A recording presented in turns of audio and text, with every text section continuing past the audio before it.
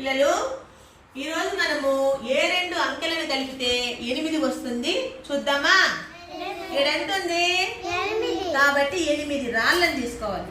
దీన్ని 2 భాగాలు చేసుకోవాలి. ఇప్పుడు నేను ఇదొక భాగం చేసినాను, ఇదొక భాగం చేసినాను.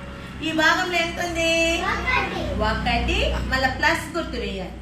దీంట్లో ఎన్ని ఉంటాయించండి?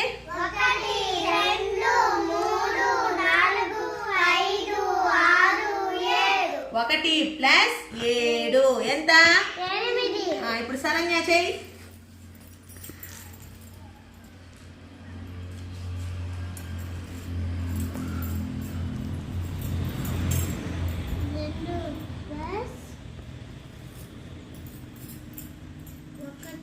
రెండు మూడు నాలుగు 5 6. 2 ప్లస్ 6 ఎంత? 8. వెరీ